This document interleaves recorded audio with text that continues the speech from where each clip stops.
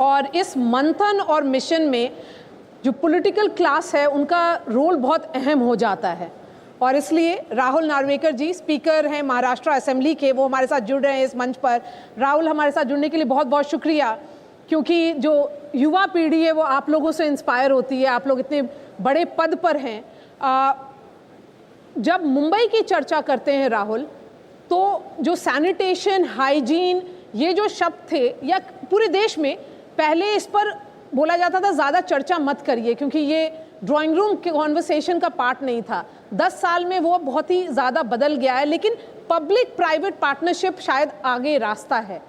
तो आप policy maker भी हैं, लॉ मेकर भी हैं, तो आप अपना रोल और जो लेजिस्लेचर का रोल है आप कैसे देखते हैं? सबसे पहले मैं एनडीटीवी को बधाई देना चाहता हूं कि सामान्य व्यक्ति के हित में जो आपने कार्यक्रम चलाया है, ये बनेगा स्वस्थ इंडिया।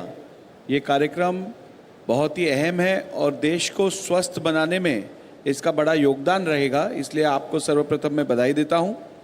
जहां तक भारत का सवाल आता है, भारत आज देश की जग की 5वीं सबसे बड़ी अर्थव्यवस्था है और अभी जल्दी ही हम दुनिया की 3री सबसे बड़ी अर्थव्यवस्था बनने जा रहे हैं। ऐसे परिस्थिति में यदि हमें हमारा सबसे बड़ी अर्थव्यवस्था होने का लक्ष्य साध्य करना है, तो स्वस्थ इंडिया प्राप्त करना बहुत ही आवश्यक है। और स्वस्थ इंडिया प्राप्त करने के लिए इसके लिए जो कानूनी प्रावधान लाना ज़रूरी है, जो लॉज एनफोर्स करना ज़रूरी है, जो लॉज इनैक्ट करना ज़रूरी है, वो लेजिस्लेचर का काम रहता है।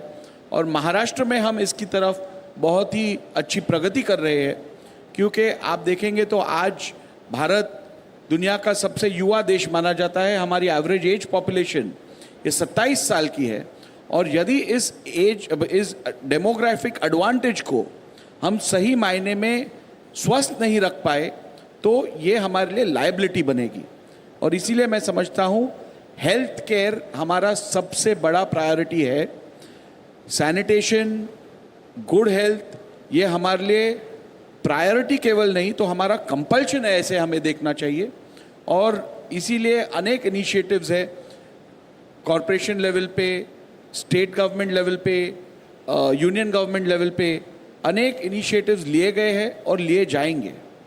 राहुल जी, ये रैपिड अर्बनाइजेशन हो रही है, पॉपुलेशन बढ़ रही है, पोल्यूशन बढ़ रहा है, इस सब के चलते जो हेल्थ केयर सिस्टम्स है इस पे प्रेशर भी काफ़ी आता होगा, तो ये चैलेंजेस आप कैसे पूरा कर रहे हैं? जैसे मैंने आपको कहा कि पब्लिक प्राइवेट पार्टनरशिप किसी भी यशस्वी देश के लिए बहुत ही ज़रूरी है। गवर्नमेंट एक हद तक कर सकता है, उनकी जिम्मेदारी है, वो करेंगे, लेकिन जब तक समाज में इसके बारे में अवेयरनेस और रिस्पॉन्सिबिलिटी की फीलिंग नहीं आती, तब तक सही मायने में कोई भी लक्ष्य साध्य डेमोक्रेसी में नहीं किया जा सकता। लोकतंत्र में सामान्य जनता का सरकार के साथ भागीदारी होना, उनके साथ में चलकर कार्य करना अपेक्षित है और बहुत ज़रूरी है। और इसीलिए मैं समझता हूँ पब्लिक प्राइवेट पार्टनरशिप के थ्रू हम healthy India, fit India obtain कर सकते हैं। अभी आप देख सकते हैं योगा जैसे शास्त्र, योगा का साइंस जो है वो हमारे देश से शुरू हुआ, लेकिन आज दुनिया के कोने कोने में प्रैक्टिस हो रहा है। हमारे यहाँ योगा को प्रमोट करने के लिए जितनी रिस्पॉन्सिबिलिटी और जितना कार्य गवर्नमेंट ने किया है, उतना ही कार्य प्राइवेट प्लेयर्स ने किया है और इसीलिए हम इसे सक्सेसफुली इम्प्लीमेंट कर पा रहे हैं, इसको अवेयरनेस दे पा रहे हैं। यदि एनडीटीवी आज ऐसे कार्यक्रमों को हाथ नहीं लेता है और इसे प्रमोट नहीं करता है तो केवल सरकार इसे नहीं चला पाएगी। और इसीलिए मैं फिर एक बार इस विषय पर एम्फसाइज करना चाहूँगा कि public private association for such causes is a compulsion, is a must and not an option.